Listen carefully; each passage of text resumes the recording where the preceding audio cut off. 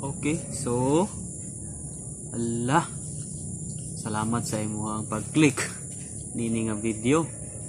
So karon lain na usab nga content nga ato ang himuon by the grace of God. Nakagama na putag lain content, and kani nga content alang ni nimo natong tanan, especially kung ikaw na kay Ginoo, na kay papangalagad sa Ginoo, or naa pa kay kaila nga nailhan nimo nga naa sila negosyo, base na sila ng negosyo ha ba nya Kristohanon sila.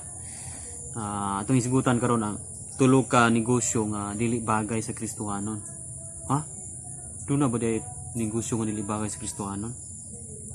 Actually, once nga naa kay Kristo sa imong kinabuhi, alampingan na kaya ato ang kinabuhi. Dili ta kapasagad. Atong Dios may atong master. Siya ang magbuot sa itong kinabuhi. Dili na ta makabuot sa itong kinabuhi. So kung ikaw karon, ikaw pa'y gabuot sa imong kinabuhi, lisod kaayo.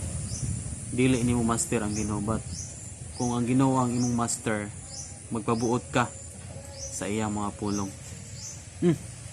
So karon, tinuod ba nga duna day negosyo nga dili bagay sa Kristohanon? Murag tanan mang negosyo bagay mas Kristohanon.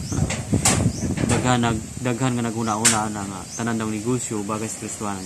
Okay, just like for example, bagay na nimo magnegosyo ka usyabo nya Kristohanon ka, o di ba?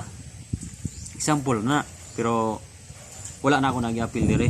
Kani nga tulo ka negosyo mo ni sagad nga negosyo karon sa mga Kristohanon. Kay kani mga negosyo ha manggod, dali kayo ang income o kusog kayo ang palit ni ini.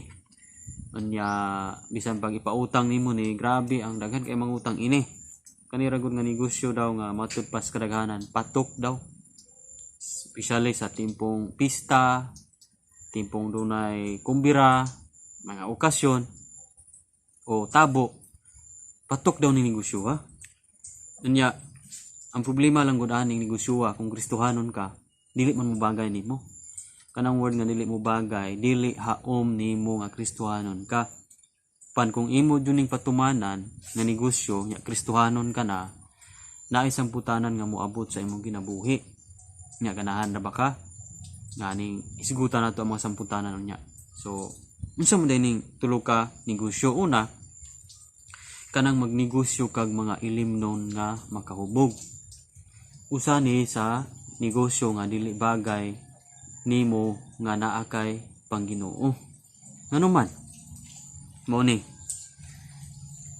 Lisod kaayo nga nahimo kang sales agent sa negosyo nga makapa bungkag sa kinabuhi sa tawo. Tungod ba aning ilimnon daghan man nabungkag? Yes. Daghang pamilya nga naguba tungod aning negosyo ha. Ngano man, just like for example, imong silingan nagkumbira, simpre kay naman kay daghang kis tanduay o bear diya sa nibangka nimo, diya ni utang nimo. Karon nahubog, nag-away sa ilang kumbira, nakapatay, nakapusil tungod kay gisugo siya sa bino, tungod sa iyang kaisog. Ang hubog dili isod na pagpaubos ang hubog, nakapatay, nakapusil. So ang hitabo, ikaw mo hinungdan, katong imong baligya mo hinungdan na nakakus og kagubot sa imong silingan, di ba? So dili maayo nga ang imong baligya makapagubot sa pamilya, makapatay, dili maayo nya silingan pagud kayo nimo, di ba? So dili bagay nimo nga Kristohanon nga maligya ka. Imong giduot ang tawo ngadto sa pagkagubot, na maligya ka ang imuhang business makapagubot sa tawo. Una-unaan nimo pag-ayo nga mahal tod kayo na o kusog kayo ang palit, dali kayo ang kwarta. Pero una-unaan nga ang imong negosyo wala nakatabang og ayo sa pamilya, nakahatag hinuon ka og kagubot plus napay utang, nakautang og dako, kay lisod man kayo mahubog lang. Mubungga man guna, utang pa man na, order pa man ang utro. Diba? So kani nga negosyo dili bagay kung Kristohanon ta. Ikaduha, kaning pagkamaligya po nato og mga talabakon, sigarilyo o tanang mga talabakon. Ano man nga dili man ibagay sa Kristohanon. Kay ang Biblia nagaingon nga atong lawas templo sa Ginoo, busa ang magugaw-ugaw sa templo sa Ginoo, laglagon sa Ginoo. Unsa mahinungdan sa daghang mga hubak, kutas, ipangkutasan. Kana man ang sige o panabako ang pagpanigarilyo, usa sa mga study sa doktor nga makakusya og cancer o cancer sa atay, sa baga, no? Unya daghan kayong complicated nga masakit niya ana gipakita sa mga tarpaulin, sa mga diya sa mga kadalanan, mga warning siya sa gobyerno nga ang cigarette smoking is dangerous to your health. So unsa may nitabo, ang ikaw nga namaligya, ikaw mo'y nakaingon nga katong tawhana nagabalatian. Sige siya palit sa imuha og sigarilyo kay naa kay stock daghan kayo. Gahubak to siya, gaudhak taon, gakutas, ga nebulizer na lang. Kay asma, grabe na di katulog. Di ba? Lisod kayo ang pagkatulog kay anay gipamati sa lawas. Then kung ikaw may inungdan nga nagbalatian siya, unsa may giingon sa Biblia? Muani pug ka sa imuhang gitanom. Imong anihon ang imuhang gitanom. Nagtanom man ka og sakit ngadto niya, mag-ani pug ka og sakit. Kung magtanong pug ka og kagubot sa imong silingan, munang imong pamilya pug karon gubot, munang ikaw pug nang negosyo bisag Kristohanon ka, anong gubot ra mami? Kay imong negosyo ilimnon, imong negosyo tabako. Ngano man nga gasakit-sakit ni ron. Ngano man nga tamig simba, sige mang naibalatian, sige mang naikagubot. Una-una imong negosyo, dili na bagay nimo. Pitol ka sa Ginoo, gipanton ka sa Ginoo nga dili naa may daghang negosyo nga imong negosyoon nga makapabless imong kinabuhi. Nganong kana man imong pilion na makakus man nagkasamok nimo, makaani man kag balatian. Dunay testimony ana igsuon sa among mga sa mga tigsimbahan diri sa church.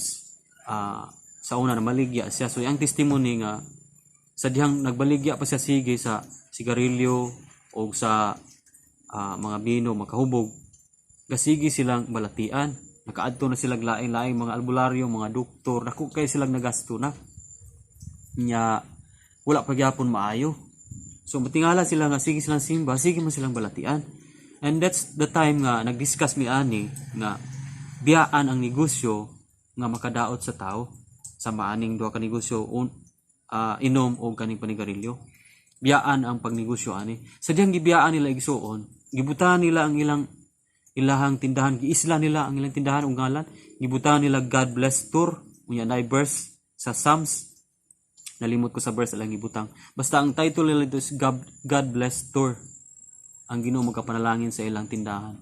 Ang naitabo igsuon, grabing blessing na abot sa ilaha.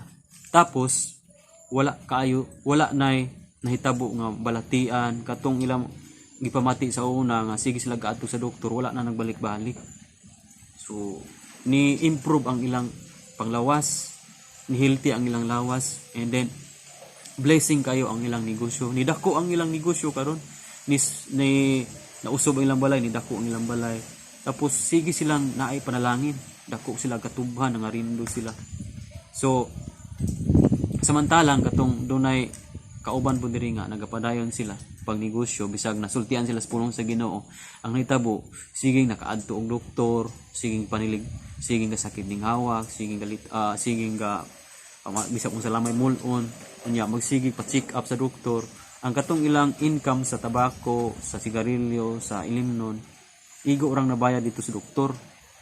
Labi na kay private na doktor ilang giadtuan. So di ba? So kini mga negosyo dili bagay si Kristohanon. Paninglon gud ka sa Ginoo. Paninglon ka kanang imuang ginansya, kulang ra nang ibayad. Paapil pagkakaon ang puhunan ana. Kung nagtanom kag balatian sa ubang tawo, muani tag balatian, panilmon ta sa Ginoo. Nagtanom tag kasamo kagubot sa atong silingan sa laing tao, munang gubot pugay atong pamilya. Di ba? So dili maayo na negosyo nga dili bagay na atong Kristohanon. Pili ang mga negosyo nga bagay nimong Kristohanon ka. Negosyo nga makatabang sa ubang tao. Ikatulo nga negosyo, kaning negosyo dili po ni siya bisyo. Dili negosyo ni siya nga patubo ba kaning gitawag og look up o kaning saburno sa Biblia. Kana bitaw murag 5-6 ba, magpahulam ka tapos imong patubuan. So sa Biblia gitawag ni siyang saburno. Bawal na natong mga Kristiyanon nga magpahulam ka nya patubuan nimo inig bayad sa maong nanghulam, doon na tubo, doon na interes. Nganuman, ikaw ni Saka, siya ni unlod. Imo siyang gipabugatan og ayo. Ang imong isig ka tawo dapat nayon ang Biblia, kinahanglan mo tabang ta sa atong isig ka tawo. Pero kung ang imong negosyo nagtabang hinuog duot sa tawo mong pobre, dili maayo. Dili gyud ka mo angat bisan unsaon pa nimo dako ka og tubo nga nadawat. Di gihapon mabatyagan ra gyud nimo nga mura ra mag asar man tong ako ang mga tubo. Wala ra gihapon. Nganuman, panilingon gyapon ka sa Ginoo. Lisod man ang tao nagantos tungod sa imuhang pagpatubo. Dako ilabi nagdako kayo ang imuhang pagpatubo. Look up. So sa burno dili ta angay gani nimong galing Biblia og dunay manghulam ninyo kung dili siya makabayad, ayaw na lang magpabayre, ihatag na laman, di ba? So blessing man kayo nang makahatag ta kaysa anang imuno ang iduot ng tao sa kapobrehon. Nangutang gani ang tao kay wala ang tao niya imo pang patubuan. Okay. Lain man kinaya igsuon, grabe kahakog. Ang kahakog sa Biblia mo'y makapapobre, mo'y makapaunlod po nato. Tungod sa imong kahakog nagpatubo ka, that's why bisan unsaon nimong pila ka tuig nimong pagnegosyo ana, unsaon nimong pila ka tuig na nimong pang interest mga tao, nakakita pa kag away, nagkabingkil pa, naputol pa yung relasyon sa imuhang nanghulam nimo ngano man kay imong mapugson bisag walay ikapatubo niya bayad imong mapugson, di ba? Putol imong relasyon. Wala ka nakatabang hinuon kag duot kabugat sa iyang kinabuhi. Magproblema to siya. Magabi adlaw sa mo niya pagbayad kay dako na magtubo, magproblema siya. Ikaw may nakapabugat niya. Ang tubo mo iyang iproblemahan. Instead ni imong tabangan siya ang problema, imo nang ipabugatan ang tao nga magproblema pag-ayo. So dili man ang negosyo nga magpatubo ka. Nga magpahulom mo nimo ng tao nya sunod bulan ako nagtubo. Dahan. ayaw igsuon, likay ang mga negosyo nga dili makapahimaya sa Ginoo. Likay ang mga negosyo nga dili makapabulahan nimo. Nagtuo kag mabulahan ka ana? No. Dili ka i-bless sa Ginoo kung nakapabugat ka o nakabutang ka og problema sa ubang tao. So mao lang ni ang tulo ka negosyo nga dapat nimo likayan o pilia og iampo sa Ginoo ang kaalam nga tagaan kang negosyo nga makapahimaya niya. Dili makapaguol sa atong buhi nga Dios. God bless sa imuhang padayon sa pagpamati. Just click this video and also this video kung willing pa kang mutan-aw. Mga content ini para sa kahimayaan sa Ginoo o kaalam gikan sa Ginoo. So ikaw na bahala asa imong pilion ani nga videos. Glory to God. Bye-bye. God bless.